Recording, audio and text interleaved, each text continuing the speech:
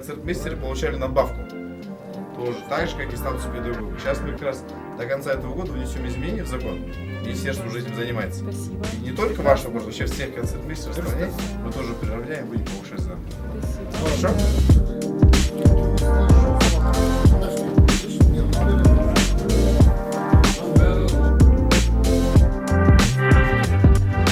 Бүгін апамыздың туған күні.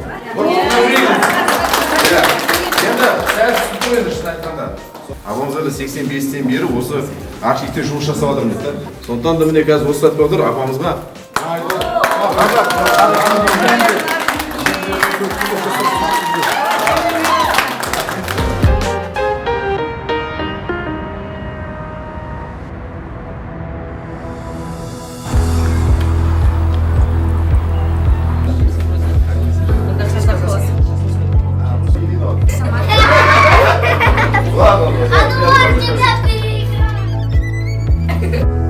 Біз осы 2-3 айдың көлемінде сіздерге жаңа аспаптар сатып аламыз.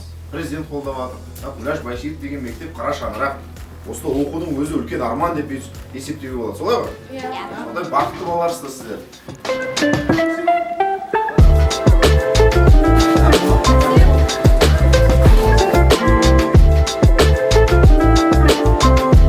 Дұрыс сабақ оқыңдар, жақсы сапалы білім алыңыздар. Мұғалімдерді тыңдау керек, ата-аналарды тыңдау керек. Біз қолайлы жағдай жасаймыз, қолдаймыз сіздерді.